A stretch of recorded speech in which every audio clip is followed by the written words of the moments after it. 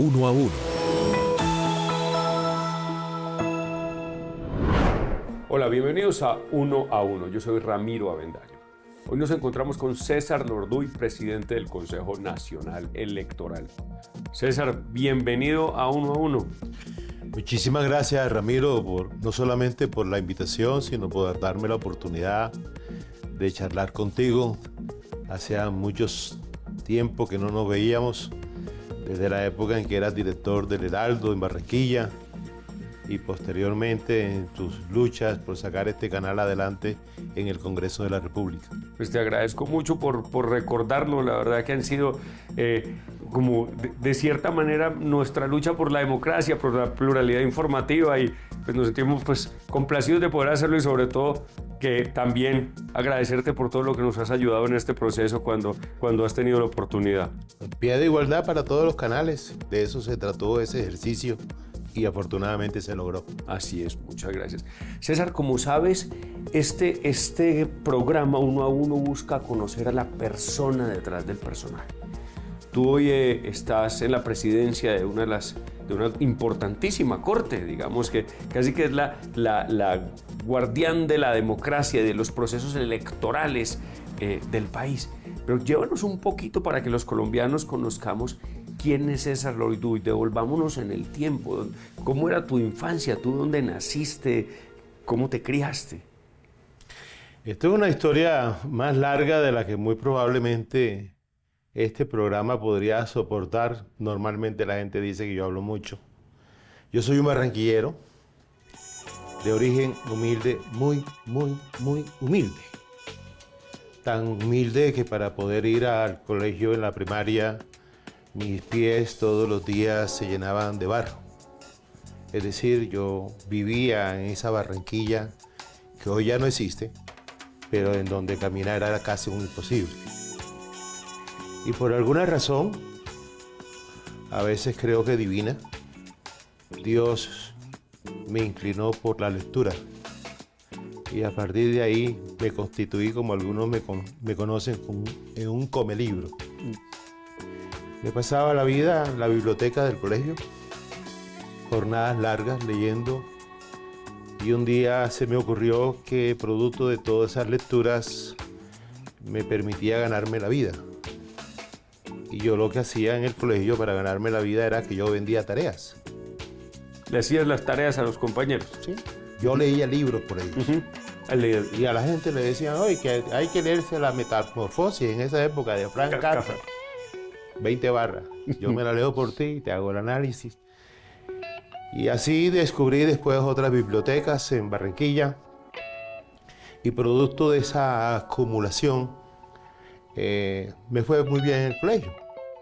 Terminé siendo el tercer mejor bachiller de Barranquilla en esa época. Y de ahí se me abrió las puertas del mundo porque me ofrecieron becas por todas partes. Empecé a estudiar ingeniería mecánica en la Universidad del Norte, becado, y unos análisis psicológicos y otra naturaleza de actitud profesional determinaron que yo debería estudiar Derecho. Y empecé a estudiar Derecho, becado. Y estudiando Derecho logré tener la oportunidad de vincularme a una empresa en la que empecé a trabajar tirando pala, que se llama Monómeros Colombo Venezolanos, y a punta de libros terminé siendo vicepresidente jurídico después de 40 años de trabajar allí. O sea, ¿comenzaste mientras estabas en la universidad para ganarte la vida? Sí. ¿Y continuaste la carrera? Toda la vida trabajé. ¿Cuántos años pasaste en Monómeros? 40 años. Mira qué maravilla. Yo trabajé 40 años en Monómeros. Comencé en 1977.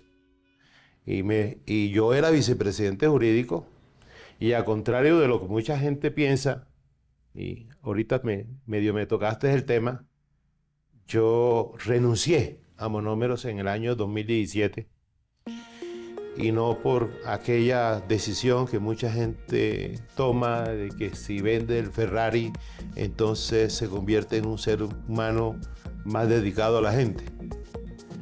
Yo abracé la oportunidad de que un grupo importante de personas en Barranquilla consideraron que yo era un buen candidato para la Cámara de Representantes y renuncié a una empresa en donde tenía un salario más alto que el que me iba a ganar.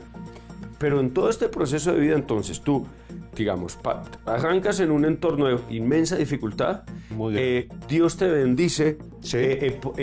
digamos, con la inquietud intelectual, Sí. y esa inquietud intelectual te permite transitar un camino, digamos, hacia el progreso, o sea, la verdadera movilidad social. Sí. Y en ese camino hacia el progreso pasas por, digamos, un tiempo de educación como ingeniero, un tiempo de que ya tu grado o tu formación como abogado, que supongo que en una empresa de características agroquímicas las dos iban a servir, ¿verdad? Dentro del tema. Y allí adentro, digamos, los que te conocemos sabemos que además has sido un líder en lo intelectual en el Caribe colombiano y ahora nacional, pero que no era que simplemente, sin que fuera, estabas dedicado a esa gestión, sino que siempre tuviste como una visión una sensibilidad social y de región importante. Eres columnista del Heraldo, entre muchas otras cosas que hiciste. Y cuéntanos un poquito de esa, digamos, faceta paralela al ejercicio de cumplir con la vicepresidencia y otros roles dentro de la compañía.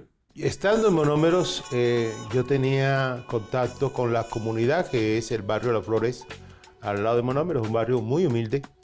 Hoy no tan humilde, pero en su época era muy humilde como cualquier barrio de Colombia. Y entonces veía que Para los televidentes, el barrio de Las Flores es el último barrio en la salida de la desembocadura del río Magdalena. Exactamente. O el primer barrio a la entrada de Barranquilla. Sí. Y esa relación con ese barrio fue una relación al principio, en mi época, muy conflictiva. Pero ciertos conocimientos me permitieron lograr venderle la idea a la empresa que esa relación conflictiva se podía cambiar, inclusive con unos beneficios tributarios, y entonces me inventé algo que se llama la Fundación Monómeros, que todavía hoy en día funciona, y empezamos a trabajar con la comunidad, y ese conflicto se terminó convirtiendo en que nosotros éramos una parte de no solamente atender necesidades, sino de formar gente que posteriormente incluso ingresaba dentro de la empresa. Ahí me conecté con la gente de manera espectacular y casi que me pasaba todo el tiempo, gracias a Monómeros, en que además de mis actividades allá, me permitieron representarlo en otros escenarios gremiales, en la Cámara de Comercio, en la ANDI, etcétera, etcétera. Pero esa sensibilidad social, uno, bueno, mis orígenes, que uno nunca los olvida, y dos, el hecho de que ese barrio merecía no solamente que Monómeros le tendiera la mano, sino que ellos pudieran tener una expectativa de vida mejor de la que llevaban. A eso me dediqué. Luego estuve en la ANDI, en la Cámara de Comercio de Barranquilla, en la Corporación Autónoma Regional del Atlántico, la famosa SCAR, en la Autoridad Ambiental del Distrito de Barranquilla.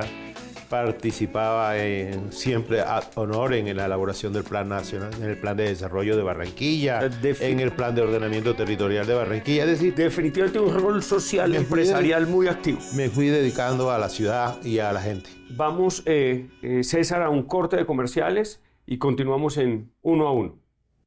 Continuamos en Uno a Uno. Estamos con César Lorduy, presidente del Consejo Nacional Electoral. César, nos contaste tu historia de niño, adolescente, cómo te educaste, el rol empresarial desde donde forjaste también todo un plan de servicio a la comunidad en paralelo.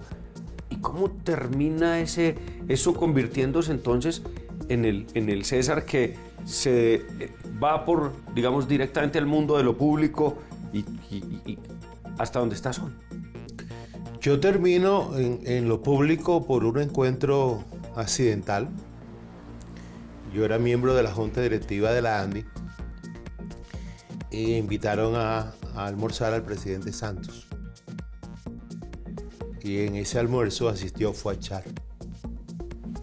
Y sin que nadie me lo hubiera pedido, yo ese día le reconocí al presidente Santos sus esfuerzos por la paz de Colombia y fui un poquitico más largo en mi intervención y a mucha gente le gustó, entre ellos a Fuad Char, que al día siguiente me imagino preguntó, ¿y ese man quién es? A partir de ese interrogante se empezaron a fijar en mí, en lo que hacía, como tú lo dijiste.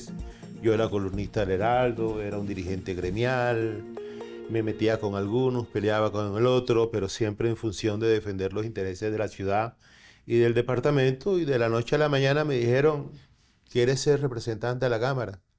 Te ofrecemos que lo seas.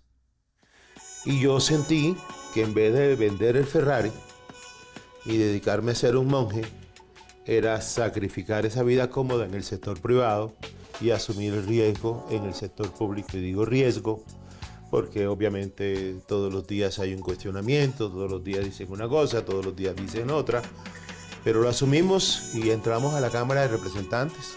Tuviste un reconocimiento muy importante en la Cámara, creo que fuiste el mejor representante de la Cámara en uno de los periodos y había, la gente se sorprendía mucho que fuera tu primer periodo y el grado de relevancia que lograste allí porque fue en el Congreso completo, o sea, también conseguiste mucho respeto del Senado.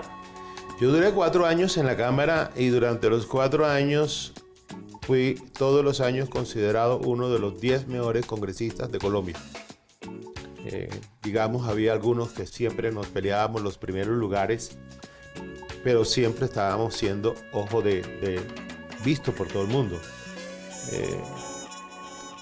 Llegué a ser congresista y me comporté tal como yo creía que debía ser un congresista y tal como yo lo explicaba en mis clases, porque yo también fui profesor durante 32 años de Derecho Constitucional, de Derecho Administrativo, y yo hice lo que yo consideraba que debía hacerse.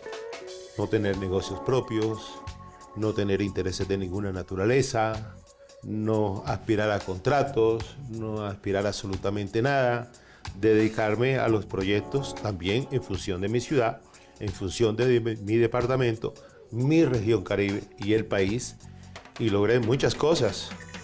La más importante, de la que más me enorgullezco, es que gracias a mí hicimos una ley que se llama la ley por medio del cual se legalizan los predios de invasión. Y hoy en día van 12 millones de colombianos beneficiados por eso. En Colombia la mayoría de los barrios nacieron producto de una invasión y después de muchos años esas personas no son propietarias de ese predio. Pues gracias a mi ley hoy muchísimas personas y a Arturo Char, que también firma esa ley en el Senado de la República, muchos colombianos pueden ser titulares de los predios que ocupan en sus casitas humildes a lo largo y a lo ancho de Colombia. Pero además un movimiento valiente, porque no solo era concebirlo, sino tomar todos los riesgos alrededor de esto en un país que ha sido un país, digamos, tan complejo desde el punto de vista de la tenencia de tierra. Y tú lo has dicho, al punto que en ese momento los señores de comunes, comúnmente hoy son llamados así, anteriormente de la FARC, consideraron que había sido el proyecto más revolucionario que se había presentado, porque incluso ese proyecto tiene una figura que es expropiación. Y la expropiación realmente es una forma amigable de resolver un conflicto. ¿En qué consiste? A una persona le invaden un predio, se constituye un barrio, 10 años después, ¿quiénes van a sacar a esas personas de allí? Le dan servicios públicos, los atienden, ponen escuelas. ¿Qué ejército los va a sacar? Ninguno. Pero el propietario del predio también perdió el predio.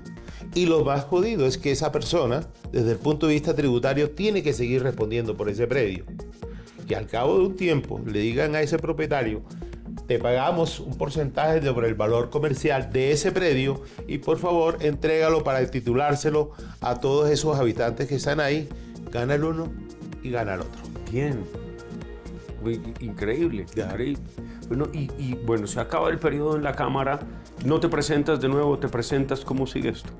Se acaba el periodo en la Cámara, me lanzo al Senado de la República y obviamente nadie se esperaba el movimiento grandioso y vertiginoso que tuvo el Pacto Histórico y sacó más senadores de lo que todo el mundo pronosticaba y pues muchos como yo nos quedamos aún con muchos más votos que muchos de los que hoy en día están en el Senado, pero por aquello de la cifra repartidora obviamente no alcanzamos, pero sigue siendo sueño y esperanza de volver allá para trabajar con la gente. Bien. Y terminó lo del Senado, entonces decidí volver otra vez al sector privado, reabrí mis oficinas y al poco tiempo de que estaba ya tratando de buscar clientes para desarrollar esa actividad, me llamaron y me dijeron, mire, existe esta posibilidad.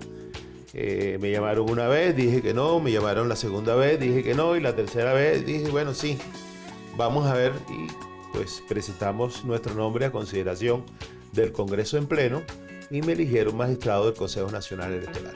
Vamos a guardarnos lo que sigue la historia para luego de un corte de comerciales. Estamos en 1 a 1 y vamos a un corte de comerciales para continuar luego con César Lorduy, presidente del Consejo Nacional Electoral. Continuamos en 1 a 1 con César Lorduy, presidente del Consejo Nacional Electoral. César, antes de hablar un poquito de lo que puedes hacer y de lo que quieres hacer desde tu rol como presidente del Consejo Nacional Electoral, ¿qué es el Consejo Nacional Electoral? ¿Con qué se come? ¿Para qué sirve? Muy buena pregunta. Y que lastimosamente hoy la gente se pregunta sobre el Consejo Nacional Electoral. Debía haberse hecho esa pregunta desde 1888, que existe el Consejo Nacional Electoral. Desde 1888, con diferentes nombres: Corte Electoral, Consejo Nacional Electoral, Gran Corte Electoral. Algunas de esas cosas las quieren revivir hoy en día.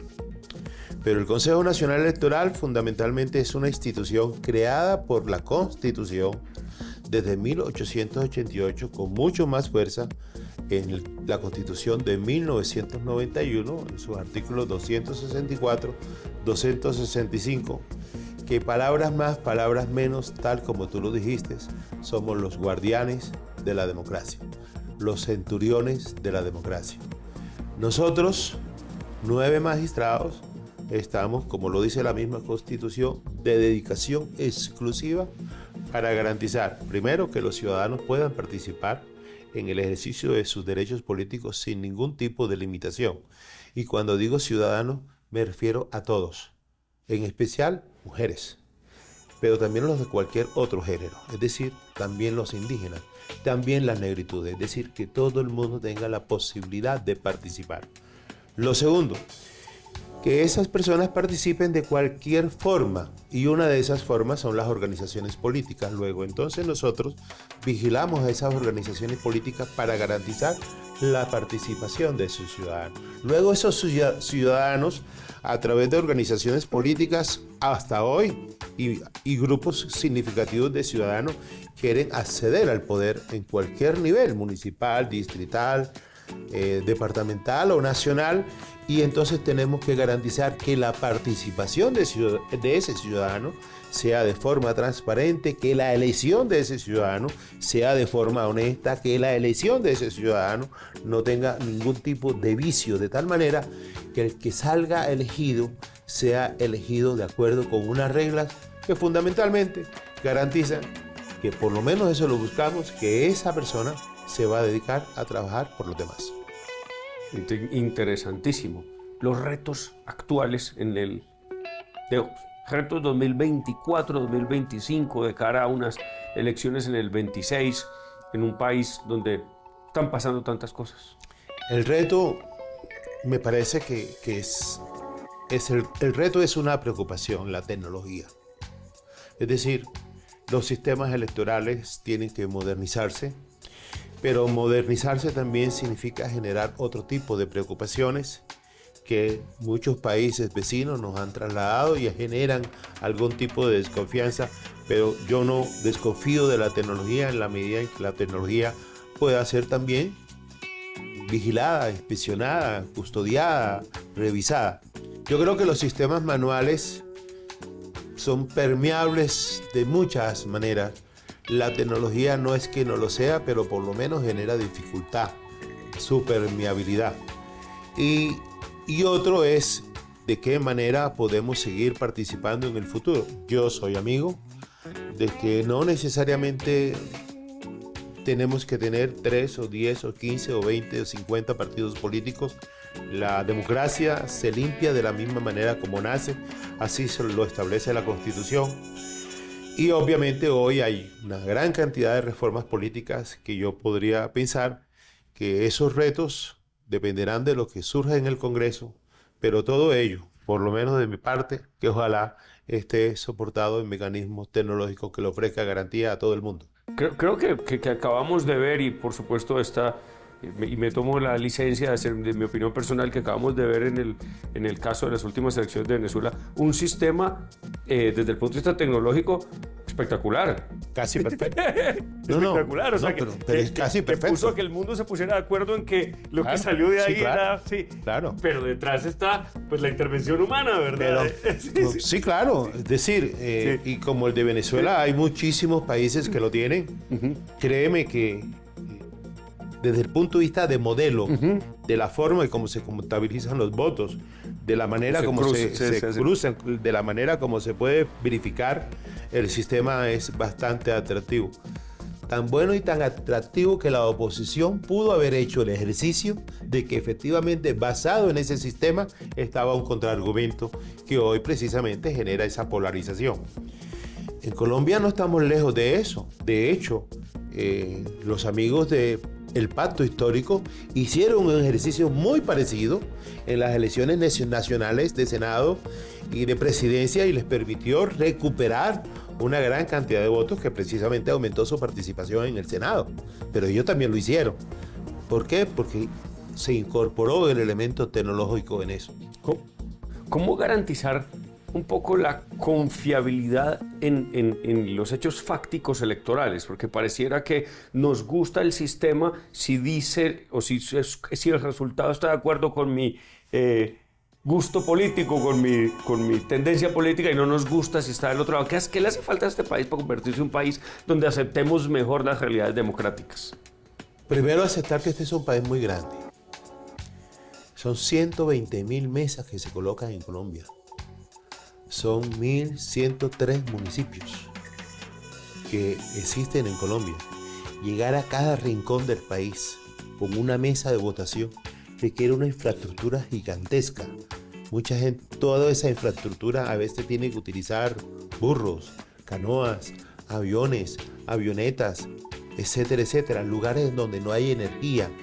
Todo eso genera preocupación para un sistema electoral transparente. Y a eso tenemos que apostarle, a que cada uno de esos rincones ese día tenga energía.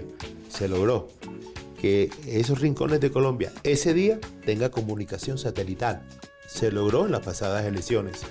Que ese día los resultados puedan ser enviados sin esperar que el papelito viaje en la mula o en el burro, y se pudo hacer a través del celular. Y obviamente para las próximas elecciones no solamente repetir eso, sino buscar el mecanismo mediante el cual las actas, resultado de cada una de las mesas en tiempo real, puedan ser colgadas para que los ciudadanos la puedan observar, e inclusive a partir de allí se generen las reclamaciones correspondientes. Ahí es donde entra de nuevo el Consejo Nacional Electoral.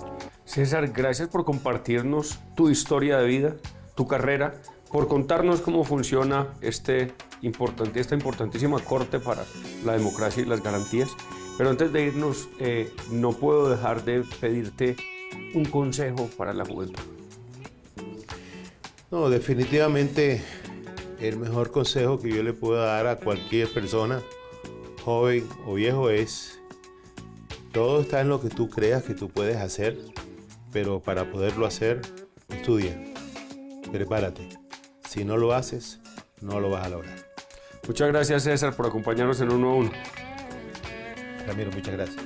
Estuvimos en 1 a 1 con César Lorduy, presidente del Consejo Nacional Electoral. Yo soy Ramiro Avendaño y nos vemos dentro de 8 días.